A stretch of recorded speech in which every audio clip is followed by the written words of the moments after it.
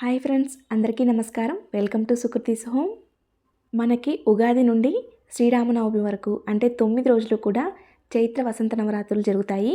ఈ వసంత నవరాత్రుల్లో లలితాదేవిని పూజిస్తాము. 9 రోజులు కూడా నిష్ట నియమాలతో పీఠం ఏర్పాటు చేసుకొని లలితమ్మను పూజిస్తే చాలా మంచిది. కానీ ప్రతి ఒక్కరూ అలా పీఠం ఏర్పాటు చేసుకొని నవరాత్రులు పూజ చేయలేరు కదా. అలా నవరాత్రులు పూజ చేయలేని వారు నవరాత్రుల్లో ఒక్కరోజు చేసినా సరే నవరాత్రులు మొత్తం చేసినంత ఫలితం లభిస్తుంది. ఆ రోజున ఎంతో విశేషమైన రోజుగా పరిగణించి పూజ చేయాలి. ఆ ఒక్కరోజు ఎప్పుడు చేయాలి, ఆ రోజున ఏ విధంగా పూజ చేస్తే నవరాత్రులు మొత్తం చేసినంత ఫలితం లభిస్తుంది, ఈ వీడియోలో షేర్ చేయబోతున్నాను. ఈ నవరాత్రుల్లో అమ్మవారికి పూజ చేసి అమ్మవారిని ప్రసన్నం చేసుకోగలిగితే మనకి ఇంట్లో ఆర్థిక సమస్యలు కానీ మానసిక సమస్యలు కానీ ఏవైనా దూరం అవుతాయి. అయితే నవరాత్రులు పూజ చేయలేని వారు నవరాత్రుల్లో ఎంతో విశేషమైన అష్టమి రోజున అంటే ఏప్రిల్ 16వ తేదీ మంగళవారం రోజున గాజులతో అమ్మవారికి పూజ చేస్తే నవరాత్రులు మొత్తం చేసినంత ఫలితం లభిస్తుంది. అయితే ఈ పూజని మనం పీఠం పెట్టుకొని చేసుకోవచ్చు, లేదంటే దేవుడి మందిరంలోనే చేసుకోవచ్చు. ఈ వసంత నవరాత్రుల్లో లలితాదేవిని ప్రతిరోజు కూడా ఒక్కొక్క మంగళకరమైన వస్తువులతో పూజిస్తాము. అదేవిధంగా అష్టమి రోజున అమ్మవారికి ఎంతో ప్రీతికరమైన గాజులతో పూజించాలి. ఆ రోజున ఉదయాన్నే లేచి చక్కగా ఇల్లంతా శుద్ధి చేసుకొని ఇంటి ముందు వాకిలి ముగ్గులతో అలంకరించుకొని అలానే గడపలకి పసుపు రాసి అలంకరించుకొని అమ్మవారిని ఆహ్వానించడానికి సిద్ధం చేసుకోవాలి.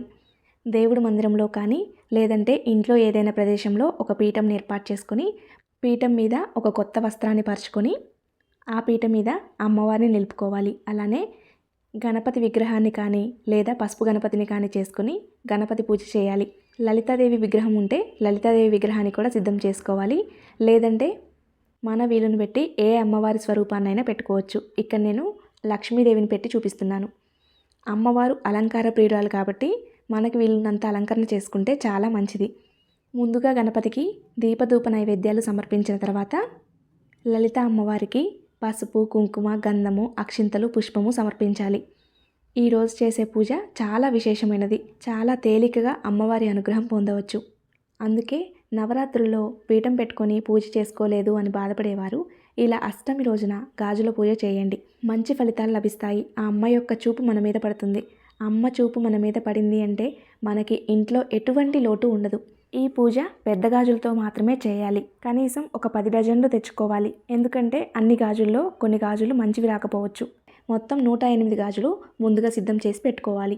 ఈ గాజులు ఎక్కడా కూడా చిట్లిని లేకుండా చక్కగా ఉన్నవి చూసుకొని 108 ముందుగానే లెక్కించి పక్కన పెట్టుకోవాలి. అమ్మవారికి పూజ చేసే గాజులు ఆకుపచ్చ రంగులో కానీ ఎరుపు రంగులో కానీ అవి రెండూ దొరకకపోతే పసుపు రంగులో కానీ తీసుకోవాలి. ఎరుపు రంగులోను ఆకుపచ్చ రంగులోను తీసుకుంటే చాలా మంచిది. లేదా కలిపి కూడా తీసుకోవచ్చు.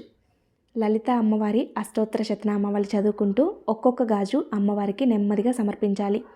అలా అష్టోత్తరాలు మొత్తం చదువుకుంటూ 108 గాజులు సమర్పించాలి. లేదా ఖడ్గమాల కనకదార స్తోత్రం శ్రీ సూక్తం ఏదైనా చదువుకుంటూ అమ్మవారికి గాజులతో పూజ చేసుకోవచ్చు. అష్టోత్తరాలు చదువుకుంటూ గాజులతో పూజ చేసుకొని లలిత సహస్రనామాలు కనకదార స్తోత్రం శ్రీ సూక్తము తప్పకుండా చదువుకోండి. అలానే వసంత నవరాత్రుల్ని రామనవరాత్రులు అని కూడా అంటాము. అందుకే శ్రీరామ రామ రామేతి అనే శ్లోకాన్ని తప్పకుండా పఠించండి. ఒక్కసారి శ్రీరామ రామ రామేతి శ్లోకాన్ని పఠిస్తే 1000 సార్లు విష్ణు సహస్రనామం చదివినంత ఫలితం లభిస్తుంది. ఇలా అమ్మవారికి అష్టోత్తరం చదువుకుంటూ సమర్పించిన గాజులు పీఠం తీసిన తర్వాత చక్కగా మాల కట్టి అమ్మవారికి సమర్పించవచ్చు. అమ్మవారికి సమర్పించిన తర్వాత ముత్తైదులకు వాయనంగా ఇవ్వాలి. ఈ పూజ చేసుకున్న రోజు తప్పకుండా ఒక్క ముత్తైదునైనా పిలిచి తాంబూలం ఇస్తే చాలా మంచిది. అమ్మవారికి సమర్పించిన నైవేద్యాన్ని ప్రసాదంగా పెట్టాలి.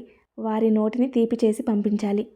వీలుంటే భోజనం కూడా పెట్టవచ్చు. ఆ అమ్మవారిలాగే భావించి సంతోషంగా భోజనం పెట్టి పంపిస్తే మరీ మంచిది. ఈ పూజ చేసుకున్న రోజు మన ఇంటికి ఎవరు వచ్చినా సరే ఆ అమ్మవారు వచ్చినట్లుగా భావించి వారి నోటిని తీపి చేసి పంపించండి. చాలా మంచిది. నిజంగా ఆ అమ్మవారు వారి రూపంలో వస్తే మనం అమ్మవారికి సేవ చేసుకున్నట్లే, అమ్మవారి అనుగ్రహం మనకు కలిగినట్లే. అమ్మవారికి పాలు బెల్లంతో చేసిన నైవేద్యం అంటే మహాప్రీతికరం కాబట్టి మన వీలుని బట్టి పరమాన్నం చేసి నైవేద్యంగా సమర్పిస్తే చాలా మంచిది. ఈ పూజ చేసుకున్న రోజు ఒక్క పూట భోజనం చేస్తే చాలా మంచిది. ఆ ఒక్క పూట కూడా ఉల్లి వెల్లుల్లి లేకుండా సాత్విక ఆహారం తీసుకుంటే మరీ మంచిది. అమ్మవారికి నైవేద్యం సమర్పించి కర్పూర నీరాజనం సమర్పించాలి. ఈ గాజుల పూజని వసంత నవరాత్రుల్లోనే కాక మనకు వచ్చే 4 నవరాత్రుల్లో అంటే దేవీ నవరాత్రులు, శారదా నవరాత్రులు, వారాహి నవరాత్రులు, వసంత నవరాత్రులు ఈ 4 నవరాత్రుల్లో కూడా అష్టమి రోజున ఈ పూజ చేస్తే చాలా మంచిది.